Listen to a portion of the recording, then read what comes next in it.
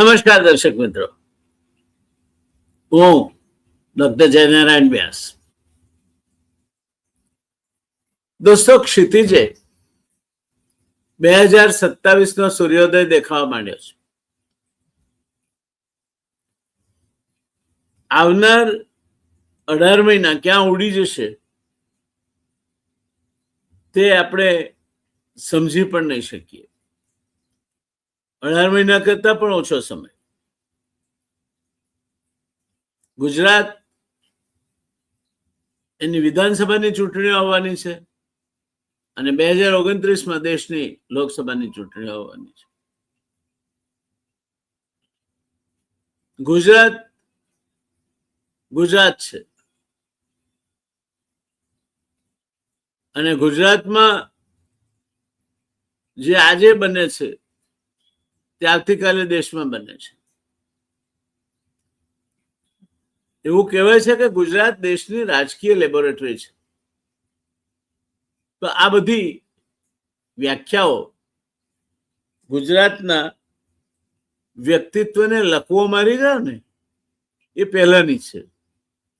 અત્યારે નથી તો ગુજરાત લેબોરેટરી કે નથી ગુજરાત દેશની રાજનીતિમાં કઈ બહુ મોટું પ્રદાન કરી દેતું હોય. ગુજરાત મોડેલ, જેને વિકાસનું મોડેલ ગણવામાં આવે છે, એક માંદલા રાજ્યનું મોડેલ છે. એની ટીકા વધારે થાય છે, ગુણગાન ઓછા થાય છે. અને આમ છતાંય આપણે બધા, હું, તમે, મારા, તમારા અને આપણા જય જય ગરવી ગુજરાત, જય જય ગરવી ગુજરાત,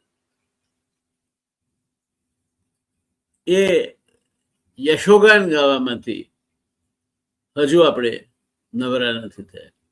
આપણે ત્યાં હજુ રામ મંદિરનો મુદ્દો ચાલે છે, આપણે ત્યાં હજુ 370ની કલમ ચાલે છે, આપણે ત્યાં હજુ કાશ્મીરનો મુદ્દો જીવંત છે, આપણે ત્યાં હજુ હિન્દુત્વ ચાલે છે. અને એનું કારણ છે કદાચ ગુજરાત પાછળ પડતું જાય છે. શિક્ષણમાં જે આવતીકાલનું ધન છે, આમે એવું કહેવાય છે કે વિદ્યા નામ નરસ્ય રૂપ મધિકમ પ્રછન્ન રૂપમ ધનમ. વિદ્યા એક એવું ધન છે કે જેને ચોર ચોરી શકતા નથી, રાજા દંડી શકતો નથી, પાછું લઈ શકતો નથી, ભાઈએ ભાગ પડતા નથી,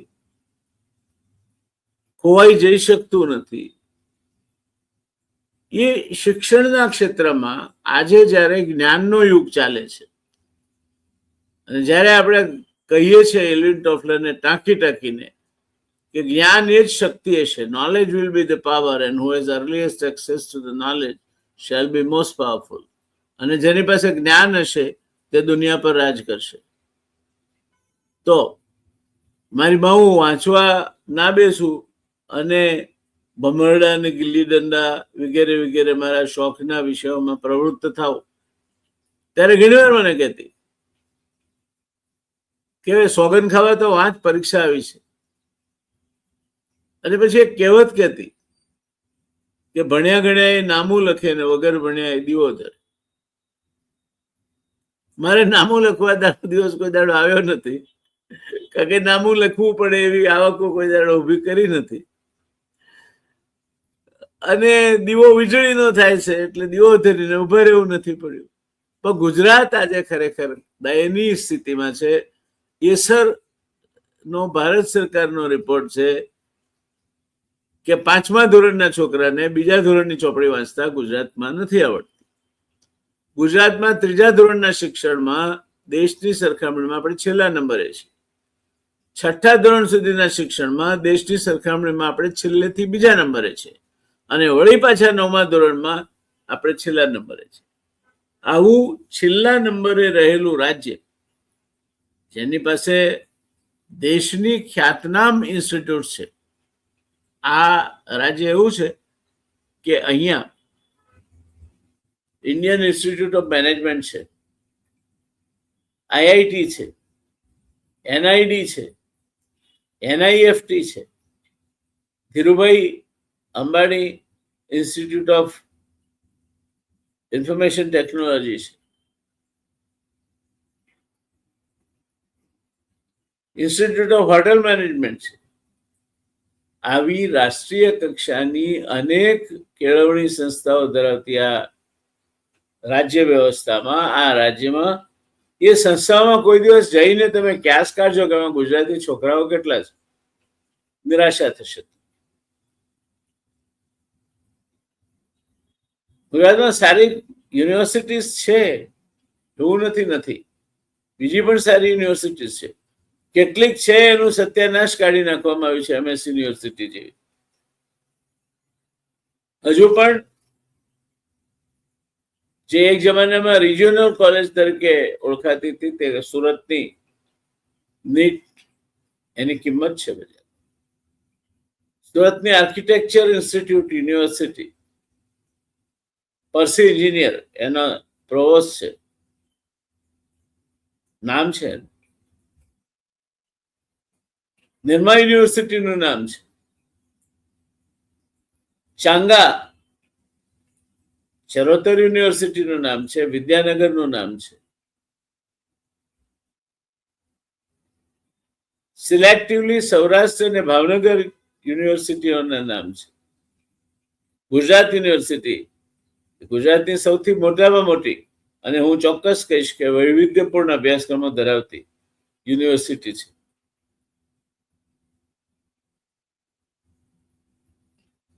મેં મારી કાયદાની ડિગ્રી ગુજરાત યુનિવર્સિટીમાંથી મેળવી છે, એટલે હું એક રીતે કહું તો ગુજરાત યુનિવર્સિટીનો વિદ્યાર્થી પણ છું. મારું સૌભાગ્ય રહ્યું છે કે હું આઈઆઈટીનો વિદ્યાર્થી રહ્યો, એમએસ યુનિવર્સિટીનો વિદ્યાર્થી રહ્યો, ગુજરાત યુનિવર્સિટીનો વિદ્યાર્થી રહ્યો, હેમચંદ્રાચાર્ય નોર્થ ગુજરાત યુનિવર્સિટીમાં પીએચડી માટે રજીસ્ટ્રેશન કરાવ્યું અને ઇન્ડિયન ઇન્સ્ટિટ્યૂટ ઓફ મેનેજમેન્ટના ડિરેક્ટર પ્રોફેસર બકુલભાઈ ધોળકિયા જેવા તજજ્ઞના માર્ગદર્શન હેઠળ મેં પીએચડી કરી. હું ઇન્સ્ટિટ્યૂટ ઓફ એન્જિનિયર્સનો ફેલો પણ છું, એટલે એક કરતા વધારે ઉચ્ચતર શિક્ષણની સારામાં સારી સંસ્થાઓના વિદ્યાર્થી રહેવાનું સદભાગ્ય મને સાંપડ્યું છે. એટલું જ નહીં, પણ મેં ત્યાં ભણાવ્યું પણ છે. આજે આ ગુજરાતની શિક્ષણ પ્રણાલી, આ ગુજરાતના શિક્ષણની ગુણવત્તા ખાડે ગઈ છે. અને એનો યશ કોઈને આપવો હોય તો જે રીતે ગજા વગરના કોઈ રાજકીય વિચારસરણી વાળા વાઇસ ચાન્સેલર આવે એના સામે મને વાંધો છે જ નહીં. હોઈ શકે ભારતીય જનતા પાર્ટીની વિચારસરણી ધરાવતા કોઈ વાઇસ ચાન્સેલર હોય અને પોતાના ક્ષેત્રના નિષ્ણાત હોય, વાંધો ન હોઈ શકે, સ્વીકૃત. પણ વિદ્યાનગરમાં હજુ થોડાક અઠવાડિયાઓ પહેલા જે વ્યક્તિ લેક્ચરરમાંથી આસિસ્ટન્ટ પ્રોફેસરમાં પ્રમોટ થાય અને એને તમે એમએસ યુનિવર્સિટી જેવી યુનિવર્સિટીના વાઇસ ચાન્સેલર બનાવો, અથવા વિદ્યાર્થી પ્રવૃત્તિ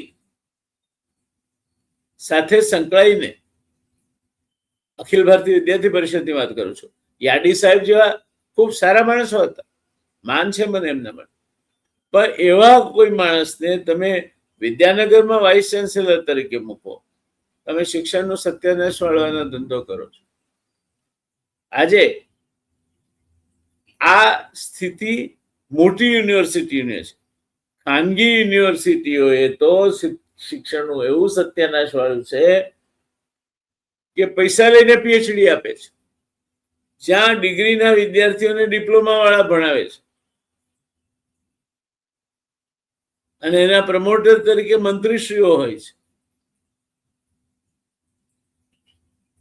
વિદ્યાર્થી આગેવાનો બધા જ પીએચડી ભણે, એના સામે વાંધો હોતો નથી. હું પણ વિદ્યાર્થી આગેવાન રહી ચૂક્યો છું, પણ જે રીતે વિદ્યાર્થી આગેવાનોમાં હવે પીએચડી લખાવવાની હોડ જામી છે, અત્યંત ચિંતાનો વિષય છે.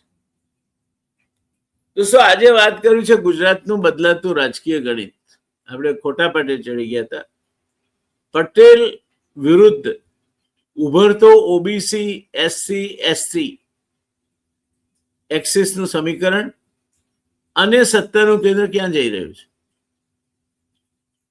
દોસ્તો, ગુજરાતની રાજનીતિ છેલ્લા 6 દાયકાથી અનેક તબક્કાઓમાંથી પસાર થઈ છે. કોંગ્રેસ બાબતમાં મેં થોડાક સમય પહેલા જે વિચારો વ્યક્ત કર્યા તેને વ્યાપક આવકાર મળ્યો છે. એમાં કોઈને પૂર્વગ્રહ દેખાયો નથી, કોઈને કડવાશ દેખાઈ નથી. મારી વાત માત્ર ને માત્ર મુદ્દા આધારિત હતી અને એને કારણે એને વ્યાપક આવકાર મળ્યો છે. આજે એવી જ બીજી વાત કરવા જઈ રહ્યો છું. ક્યારેક બ્રાહ્મણ, વાણિયા, પટેલ નું ગુજરાતની રાજનીતિમાં પ્રભુત્વ રહ્યું હતું. પછી ક્ષત્રિય, હરિજન, આદિવાસી, મુસ્લિમ ખામ થિયરીનો યુગ આવ્યો અને માધવસિંહભાઈ એ થિયરીના આંગળી પકડીને જીણાભાઈ અને માધવસિંહ સોલંકીએ 149 બેઠકો મેળવી ગુજરાત વિધાનસભા. ત્યારબાદ ભારતીય જનતા પાર્ટીનો ઉદય થયો. 1985 નું આંદોલન અનામતનું તાજું હતું એટલે પટેલ મતદારો ઘરનું ભાથું બાંધીને રામ નામ સત્ય હૈ કરતા ભારતીય જનતા પાર્ટીમાં પહોંચી ગયા. આજે ફરી એક વખત રાજ્યનું રાજકીય ગણિત બદલાઈ રહ્યું છે. દોસ્તો, સવાલ એ છે કે શું ગુજરાતમાં હવે ઓબીસી એસસી એસટી મતદારોનું નવું સામાજિક રાજકીય સમીકરણ સત્તાનું કેન્દ્ર બનશે? અને એ જો બનશે તો તેની અસરો શું થશે? મારે કોઈ પણ કોમ સાથે કોઈ પણ વાંધો નથી, બધા માટે સંભાવની અને માનની લાગણી ધરાવું છું. પણ હું એક વિશ્લેષક તરીકે તદ્દન નિષ્ઠુર છું. મારી જાત પ્રત્યે પણ નિષ્ઠુર છું. મેં સૌથી કડકમાં કડક ટીકાઓ કરી હોય કોઈની તો બ્રાહ્મણોની રાજકીય બુદ્ધિમત્તાની નીલામી થઈ ગઈ છે તેની કરી છે. આ પ્રશ્ન માત્ર ચૂંટણી લડવાનો, જીતવાનો કે હારવાનો નથી દોસ્તો. આ સત્તાના કેન્દ્ર, નેતૃત્વ, નીતિ નિર્માણ અને રાજ્યના ભવિષ્ય સાથે જોડાયેલો પ્રશ્ન છે. અને એની સાથે આ રાજ્યનું ઉત્થાન અને આવતી પેઢીનું ભાવિ જોડાયેલું છે. શરૂઆત કરીએ પટેલ સમાજથી. પટેલ સમાજ ગુજરાતના વિકાસનું મુખ્ય એન્જિન છે. ઘણા વખતથી ગુજરાતના આર્થિક વિકાસમાં પટેલ સમાજનું યોગદાન અસાધારણ રહ્યું છે, એમાં કોઈ શંકા નથી. કૃષિમાં આધુનિકીકરણ, સહકારી ચળવળ, ઉદ્યોગો, હીરા ઉદ્યોગ, એનઆરઆઈ રોકાણ, શિક્ષણ અને ઉદ્યોગ સાહસિકતા બધામાં પટેલ સમાજે અગ્રણી ભૂમિકા ભજવી છે અને એ માટે એમને યોગ્ય તે ક્રેડિટ અથવા જશ આપવો જોઈએ. રાજકારણમાં પણ છેલ્લા 3 દાયકામાં ભાજપની સૌથી મજબૂત સામાજિક શક્તિ તરીકે પટેલ સમાજ ઉભર્યો છે. 1995 પછી રાજ્યની સત્તાના કેન્દ્રમાં પટેલ નેતૃત્વનું મહત્વ સતત વધતું રહ્યું છે. પરંતુ રાજકારણમાં માત્ર આર્થિક શક્તિ પૂરતી નથી, મતોની સંખ્યા પણ એટલી જ નિર્ણાયક હોય છે. કારણ કે આપણે લોકશાહી વ્યવસ્થામાં જીવીએ છીએ અને ઘણીવાર હળવાશમાં એવું કહેવાય છે કે લોકશાહી વ્યવસ્થા એટલે એક એવી રાજ્ય વ્યવસ્થા જેમાં 51 મૂર્ખાઓ 49 દયા માણસો પર રાજ્ય કરી શકે. તો આ ગુજરાતનું બદલાતું લોકસાંખ્યિક ચિત્ર શું કે છે? આજે ગુજરાતની વસ્તી અંદાજે ઓબીસીની બધી જ ભેગી કરો તો 40 થી 45% છે. શેડ્યુલ કાસ્ટ લગભગ 7%, શેડ્યુલ ટ્રાઇબ લગભગ 14 થી 15%, પાટીદાર ગમે તેટલા ઉદાર ક્લેમ કરીએ તો પણ 15 થી 18%. આ આંકડાઓ એક સ્પષ્ટ સંકેત આપે છે કે જો ઓબીસી, એસસી અને એસટી મતદારો કોઈ એક રાજકીય દિશામાં મોટા પ્રમાણમાં એકત્રિત થાય તો તેઓ રાજ્યના રાજકીય પરિણામોને નોંધપાત્ર રીતે પ્રભાવિત કરી શકે છે. અહીંથી જ નવા રાજકીય સમીકરણની શરૂઆત થાય છે. ખામ પછીનો નવો તબક્કો ગુજરાતમાં દોસ્તો શરૂ થઈ ચૂક્યો છે. 1980ના દાયકામાં માધવસિંહભાઈએ ખામ સૂત્રો દ્વારા કોંગ્રેસને પ્રચંડ બહુમતી અપાવી હતી. તે સમયે પટેલ સમાજને લાગ્યું હતું કે રાજકીય સંતુલન તેમના સામે જઈ રહ્યું છે. પરિણામે ગુજરાતમાં લાંબા ગાળે બે બળદની જોડી કોઈ ના શકે તોડી એ સૂત્રને અનુસરીને સંપૂર્ણપણે કોંગ્રેસને વફાદાર રહીને ચાલે પટેલ મત કોંગ્રેસનો આધાર એ નબળો પડ્યો અને ભારતીય જનતા પાર્ટીનો ઉદય થયો. પરંતુ આજે પરિસ્થિતિ કરવટ બદલી રહી છે દોસ્તો. તમે ભારતીય જનતા પાર્ટીના ગમે તેટલા મોટા સમર્થક હો, મને વ્યક્તિગત રીતે ભારતીય જનતા પાર્ટી સામે કોઈ પૂર્વગ્રહ નથી, કોઈ દાજ નથી, અને કોંગ્રેસ કે અન્ય પાર્ટીઓ માટે એમને જેટલું સાચું છે ને મળવું જોઈએ એ સિવાયનો કોઈ વિશેષ પ્રેમ નથી. મારા મત પ્રમાણે પરિસ્થિતિ આજે અલગ છે. આ વખતે કોઈ એક સૂત્ર જાહેર કરવામાં આવ્યું નથી, છતાં રાજકીય પક્ષો ઉમેદવારી, સંગઠન અને કલ્યાણકારી યોજનાઓમાં ઓબીસી, શેડ્યુલ કાસ્ટ અને શેડ્યુલ ટ્રાઇબ પ્રતિનિધિત્વ તરફ ઢળતા હોય તેવું લાગી રહ્યું છે. કદાચ તેઓ ઓબીસી, એસસી, એસટી તરફ વધુ ધ્યાન આપી રહ્યા છે. આ પરિવર્તન કદાચ ધીમું છે પણ સાતત્યપૂર્ણ છે. ભાજપ સામેનો પડકાર શું ઉભો થાય છે? ભાજપની સૌથી મોટી શક્તિ એ છે કે એણે અનેક જાતિઓને એક વ્યાપક રાજકીય ઓળખ હેઠળ જોડવાનો પ્રયાસ કર્યો. હિન્દુત્વનો વિચાર એને વેચો. ભાજપનો 3 જ એજન્ડા, 3 મુદ્દાનો હતો: 370મી કલમ, કાશ્મીર અને રામ મંદિર. પરંતુ ભવિષ્યમાં હવે તેની સામે બે મહત્વના પડકારો રહેવાના છે. હમણાં રામ મંદિર અને કૃષ્ણ મંદિરના ચઢાવાની ચોરી બહુ મોટા પાયે થઈ.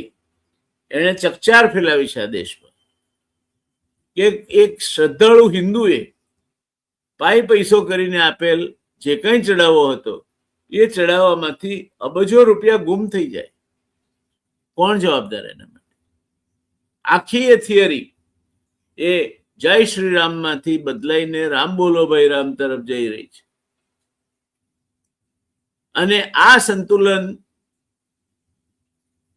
જો જાળવવું હોય અને સત્તા જાળવી જ રાખવી હોય તો ભારતીય જનતા પાર્ટી માટે મજબૂરી છે કે પરંપરાગત પટેલ આધાર જાળવવો પડે. એ મજબૂરી છે કે વધતી જતી OBC, schedule caste, schedule tribe રાજકીય અપેક્ષાઓ એમની સંતોષવી પડે. જો આ બંને વચ્ચે સંતુલન જળવાશે નહીં તો આંતરિક અસંતોષ ઉભો થઈ શકે છે. કોંગ્રેસ અને અન્ય પક્ષો માટે એક તક ઊભી થતી દેખાય છે. જો કે કોંગ્રેસનું મને પોતાને વલણ આલ્બાસ્ટ્રોસ પક્ષી જેવું લાગ્યું છે. આલ્બાસ્ટ્રોસ પક્ષી છે ને, સામૂહિક આપઘાત કરે, ઊંચે ઉડે આકાશમાં અને પછી ગોથ મારી સીધું દરિયામાં પડે, તરફડીને મરી જાય. કોંગ્રેસ આજની આલ્બાસ્ટ્રોસ મેન્ટાલિટીથી પીડાઈ રહી હોય એવું મારું માનવું છે. એણે નક્કી કરી નાખ્યું છે કે આપઘાત કરવો છે. રાહુલજી ઉત્તમ માણસ છે, ખૂબ પ્રયત્ન કરી રહ્યા છે. પ્રિયંકાજી ઇન્દિરા ગાંધીનો અણસાર આપણને એમાં દેખાય છે. કોંગ્રેસના કેટલાક આગેવાનો પ્રતિબદ્ધ છે પણ ઘણા ઓછા છે. આંગળીના વેઢે ઘણા એટલા છે અને એમાં જૂથવાદ પેશો છે. એટલે કોંગ્રેસમાં કોંગ્રેસ તરીકે નહીં પણ કોંગ્રેસનું આ જૂથ ને કોંગ્રેસનું પેલું જૂથ એ તરીકે કોંગ્રેસ આજે અસ્તિત્વમાં છે. એ તમે હું બધા જાણીએ છીએ. કોંગ્રેસના મિત્રો સ્વીકાર કરે કે ન કરે, સ્વીકાર કરે એમના હિતમાં છે. કારણ કે એમના જ દિલ્હીમાં બેઠેલા એક નેતાએ ગુજરાત કોંગ્રેસનું નિકંદન કાઢવાનું કામ કર્યું છે. આજે કમનસીબે હયાત નથી, and dead men are never commented upon, એટલે મારે એમના વિશે કંઈ કહેવું નથી. પણ દિલ્હીમાં જઈને બેઠેલા ભારતીય જનતા પાર્ટીની માફક જ કોંગ્રેસના નેતાઓ પણ માટીના મહાદેવ છે. એમનું યોગદાન રાજ્યમાં 2 સીટ જીતી લાવે તેટલું પણ હોય તેવું દેખાતું નથી. રાજ્યસભા એ ખોડાધોળની પાંજરાપોળ હોય એમ આશ્રિતો જાતિ આધારિત ત્યાં મૂકવા માટેની બંને પક્ષોએ એક જાણે પ્રથા ઊભી કરી દીધી છે. અને એટલે આવનાર સમયમાં દોસ્તો જાતિ આધારિત રાજકારણ પૂરતું નહીં બને. રોજગાર, શિક્ષણ, કૃષિ, આરોગ્ય અને સ્થાનિક વિકાસ જેવા પ્રશ્નો વધુ મહત્વના બની રહ્યા છે. કોંગ્રેસ અદાણીના સામે આક્રોશ વ્યક્ત કરવા માટે ટ્રેક્ટર રેલી કાઢે, ગાંધીનગર આવે અને એને આમ આદમી પાર્ટી પ્રેરિત કેટલાક તત્વો એ હવનમાં હાડકા નાખવાનું કામ કરે, એવું બનતું આપણે આપણી નજર સામે જોયું છે. યુવાનોની રાજનીતિ કરવટ બદલી રહી છે. આજનો યુવાન માત્ર પોતાની જાતિથી નથી ઓળખાતો. તે પૂછે છે નોકરી ક્યાં છે, સ્ટાર્ટઅપ માટે સહાય ક્યાં છે, શિક્ષણની ગુણવત્તા શું છે, ખેતી નફાકારક કેવી રીતે બની શકે, શહેરોમાં જીવન ખર્ચ કેમ વધી રહ્યો છે. જાતિ હજુ પણ રાજકીય પરિબળ છે, પરંતુ હવે જાતિ એકમાત્ર રાજકીય પરિબળ નથી અને આવનાર 10 વર્ષમાં જાતિ સંપૂર્ણપણે નાબૂદ થઈ ગયેલું રાજકીય પરિબળ હશે, એમાં મને કોઈ શંકા નથી. પાયાના પ્રશ્નો નોકરી, રોજગારી, સવલતો, જરૂરિયાતો, ખેડૂતને પૂરતું વળતર મળે, ખેતી, ગ્રામોદ્યોગ, દૂધ ઉદ્યોગનું સત્યાનાશ વાળવાનું કામ ભારતીય જનતા પાર્ટીએ એવું તો શરૂ કર્યું છે, મેન્ડેટ આપીને એમના જ ઉમેદવારોને ત્યાં મોકલીને, કે કેટલાક એવા નેતાઓ છે કે જેમને તમારા ઘરે યુવાન બેન દીકરી હોય તો કદાચ બોલાવવા હોય તો શંકા પડે તમને કે નહીં બોલાવવા. જેમના સામે એમના જ ઉપપ્રમુખે ભ્રષ્ટાચારના આક્ષેપો કરેલા છે, જેમનો ભૂતકાળ ઉજળો નથી, વર્તમાન ઉજળો હોવાની કોઈ શક્યતા નથી, એ આજે સહકારી ક્ષેત્રના આગેવાનો બની બેઠા છે. એટલે ગુજરાતનું એક એવું ક્ષેત્ર જ્યાં એક જમાનામાં જયરામભાઈ પટેલ, વર્ગીસ કુરિયન, ત્રિભુવનદાસ પટેલ, મોતીભાઈ ચૌધરી, ગલબાભાઈ પટેલ, દકુ પટેલ, જયરામભાઈ પટેલ, આવા સંનિષ્ઠ સહકારી આગેવાનો સહકારી સંસ્થાઓ ચલાવતા હતા અને આત્મારામ મગન જેવા ભડવીરના કપડા ઉપર ક્યાંય આટલો સરખો છાંટ જેટલો ડાઘ નહોતો પડે. આ આખી નેતાગીરી ખતમ થઈ ગઈ છે. હવે પાર્ટીની કદમબોસી કરનારા, જેના ઘેર દૂધ પણ ના હોય, કોકના નામે દૂધ ભરાઈને એની બૈરીને ડેરીમાં ચૂંટીને ડિરેક્ટર બનાવનાર પાર્ટી, એનો ઉદય થયો છે. અને પરિણામે મહેનત દુધાળા ઢોર પાળે છે, જે લોકો દૂધ ઉત્પાદન કરે છે એ લોકો કરે છે, અને માખણ મારા વાલીડા આ લોકો જમી જાય છે.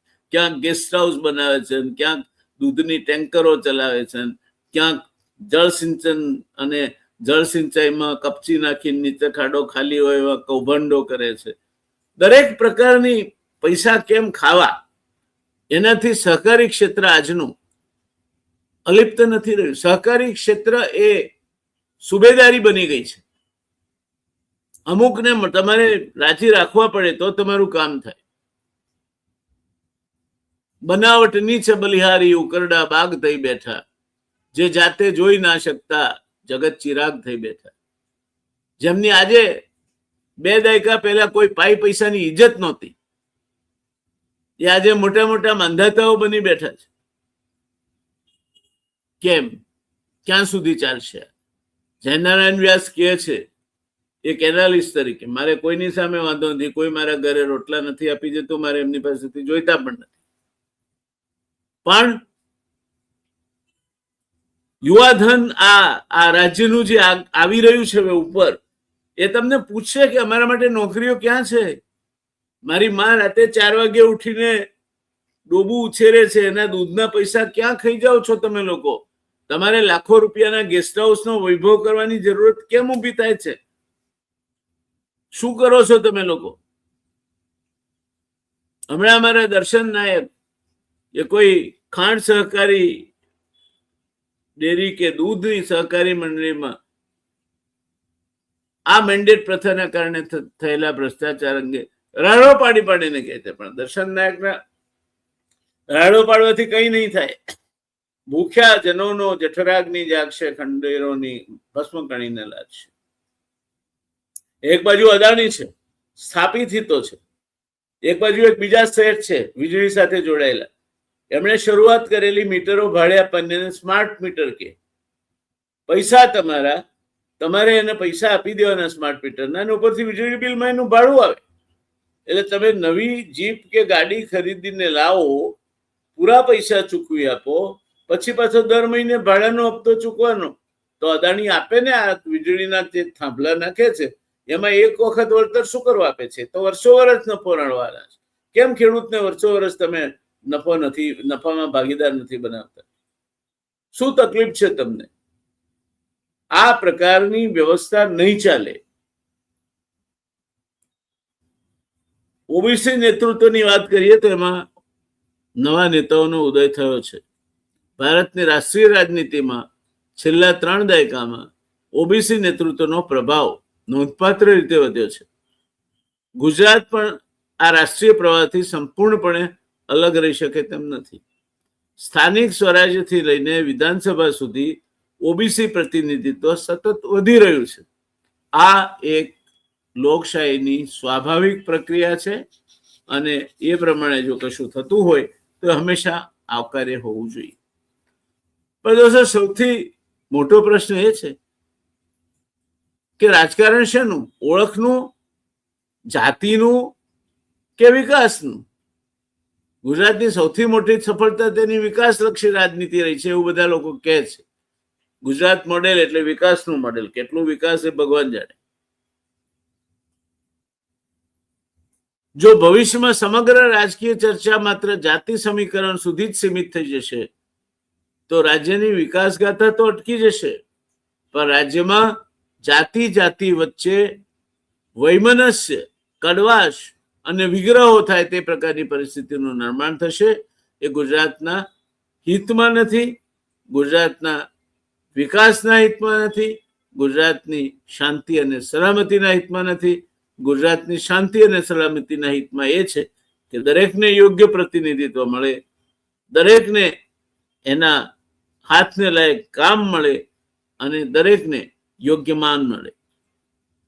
2030 તરફ જતું ગુજરાત કેવું હશે દોસ્તો? આગામી દાયકામાં ગુજરાતની રાજનીતિમાં 5 મોટા પરિવર્તનો જોવા મળી શકે છે. પહેલું, ઓબીસી નેતૃત્વ વધુ મજબૂત બનશે. સાથે સાથે ઓબીસી નેતૃત્વ જો મદમાં આવી જશે અને ટકાવારીના હિસાબે જ નેતૃત્વ લેવા નીકળશે તો વહેલું ખલાસ પણ થઈ જશે. ઓબીસી નેતૃત્વ જવાબદાર બને અને આ રાજ્યનું નેતૃત્વ કરે એ હંમેશા રાજ્યના હિતમાં રહેશે. એસસી એસટી વિસ્તારોનું રાજકીય મહત્વ વધશે, પણ શેડ્યુલ કાસ્ટના જે પ્રતિનિધિઓ છે એમણે વિચારવું જોઈએ કે એ અનામત સીટ છે, ત્યાં 100% તમારા મતદારો નથી, 93% શેડ્યુલ કાસ્ટ સિવાયના મતદારો છે. કદાચ વધારે શેડ્યુલ કાસ્ટના મતદારો હોય, 20% માની લો, તો 80% બીજા મતદારો છે. એના મતથી ચૂંટાઈને તમે આવો છો અને પછી એકદમ સવાયા શેડ્યુલ કાસ્ટ બનવાના પ્રયત્ન તમે કરશો. તમારા હિત ખાતર, તમારી ખુરશી ખાતર, તમારી પ્રતિભા ઊભી કરવા ખાતર જો તમે શેડ્યુલ કાસ્ટનું અગ્રેસિવલી એકદમ આક્રમક વલણ સાથે નેતાગીરી કરવા બહાર પડશો તો તમે તમારી પાર્ટીની ગોર ખોદવાનું કામ કરશો, જે મારા મત પ્રમાણે થઈ રહ્યું છે. પટેલ સમાજ હજુ પણ આર્થિક અને રાજકીય રીતે પ્રભાવશાળી રહેશે, છે અને રહેશે, પરંતુ એકમાત્ર કેન્દ્ર નહીં રહે. પટેલ સમાજમાં પણ હવે દારૂથી માંડીને અન્ય બદીઓ ઘરે ઘરે પહોંચવા માંડી છે. પટેલ સમાજે ખેતી છોડીને શહેરો તરફ સ્થળાંતર કર્યું છે. ગામડામાં પટેલ સમાજનું જે પ્રભુત્વ હતું, કારણ કે એ ખેડૂત પણ હતો, જમીનદાર પણ હતો અને નોકરીઓ પણ આપતો, મજૂરી પણ આપતો, આજે પ્રભુત્વ તૂટી રહ્યું છે. ઉમેદવારોની પસંદગીમાં સામાજિક સંતુલન વધુ મહત્વનું બનશે. વિકાસ, રોજગાર અને શિક્ષણના મુદ્દાઓ જાતિ કરતા વધુ અસરકારક ચૂંટણી મુદ્દા બની શકે છે. અને દોસ્તો, એક વાત યાદ રાખજો, આ મારી 6ઠ્ઠી આગાહી છે. આવનાર સમયમાં બહુમતીના સામે બહુમતીનો ઉમેદવાર ઉભો રહેશે. પટેલ બહુલ મત વિસ્તાર હશે, ઠાકોર બહુલ મત વિસ્તાર હશે. ત્યાં પટેલ સામે એક પાર્ટી ઉભી રાખશે તો બીજો પાર્ટી પણ પટેલ ઉમેદવાર મૂકશે. આમ આદમી પાર્ટી કોકના વોટ તોડવા ખાતર થઈને પણ પટેલ ઉમેદવાર મૂકશે. અને આ ત્રણના ઝઘડામાં નાની કોમો, જેને આપણા એક મોટા ગજાના નેતા, મોટા એટલે રીતસર મોટા ગજાના નેતા, એ જેને પરચુરણ કોમો કે છે, એ બ્રાહ્મણ, વાણિયા, હઈ, હુતાર, માળી અને બીજા બધા નાની નાની કોમો જેને મત આપશે જીતશે. 31% છે. એમાં મતમાં નહીં રહેતા કે તમે કાયમી ધોરણે તમારા જાગીર લખાવીને આવ્યા છો. દોસ્તો, ગુજરાત આજે એક નવા રાજકીય સંક્રમણમાંથી પસાર થઈ રહ્યું છે. પ્રશ્ન પટેલ સમાજ સામે ઓબીસી કે શેડ્યુલ કાસ્ટનો નથી. પ્રશ્ન એ છે કે શું ગુજરાત વિવિધ સામાજિક વર્ગોને સાથે લઈને નવી રાજકીય સહભાગિતાનું મોડેલ ઊભું કરી શકશે? કે ગુજરાતના રાજકીય પક્ષો જેમના મત જીત એકમાત્ર અને સત્તા એકમાત્ર જરૂરિયાત છે, પછી ગમે તે રીતે, ગમે તે કૂડ કપટ, પૈસા, સત્તાનો દુરુપયોગ કરીને મેળવાઈ હોય. સુરતમાં તમે એમપીને બિનહરીફ ચૂંટાવી લાવો, અને એ પણ એવા પ્રભાવશાળી એમપી કે જે મોઢા પર માખ બેસે તો કદાચ માને બોલાવા જાય કે મારા મોં પરથી માખ ઉડાડ, બિનહરીફ ચૂંટાઈ જાય. આ છળ કપટ હવેનો યુવા વર્ગ નહીં ચલાવી. કદાચ 10 વર્ષ આ બધું પૂરું થવાનું છે. સોશિયલ મીડિયાના કારણે ઘરે ઘરમાં અવેરનેસ, જાગૃતિ ઊભી થશે, જેને તમે ઝેન ઝી કહો છો, નવું જનરેશન, કોકરોચ કહો છો. આ યુવા જે વર્ગ છે એનો અવાજ સાંભળવો પડશે, વધશે, પણ એને બેલગામ થવા દેવા નહીં પોસાય. કારણ કે તમારે યુવા જોઈએ છે, યુવાને ઘડવા છે, યુવા શક્તિનો ઉપયોગ કરવો છે, પણ સાથે સાથે અનુભવી માણસો પણ જોઈએ છે. કારણ કે ગરડા ગાડા વાળે યુવા અને અનુભવનું મિશ્રણ જે પાર્ટી કરી શકશે એ સારું સુશાસન આપી શકશે. નહીં તો મંત્રી ફોન કરે એનું કોઈ સાંભળે નહીં, જે અત્યારે બની રહ્યું છે એવું ભવિષ્યમાં આથી પણ વધારે ખરાબ રીતે બને તો નવાઈ પામવા જેવું નહીં હોય. દોસ્તો, જે રાજ્ય સહકાર, ઉદ્યોગ સાહસિક અને વિકાસનું અનોખું મોડેલ દેશને આપ્યું, તે રાજ્ય એટલે કે ગુજરાત જો હવે સામાજિક સમરસતા અને રાજકીય સમાવેશિતાનું પણ મોડેલ ઊભું કરી શકે તો ગુજરાત ફરી એક વખત દેશ માટે માર્ગદર્શક બની શકશે.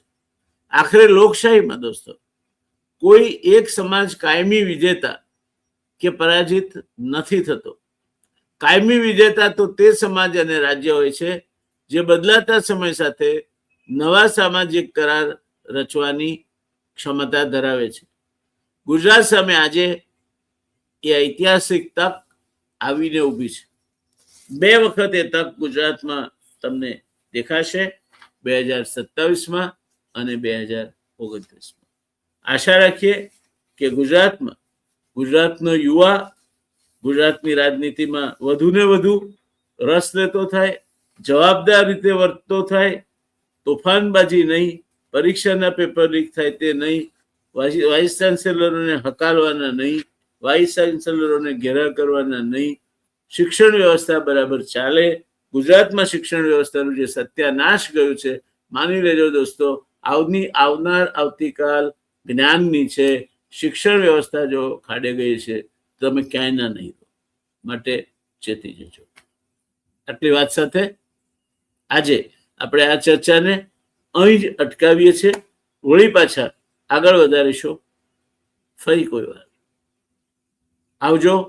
હું તમારો દોસ્ત ડોક્ટર જયનારાયણ વ્યાસ.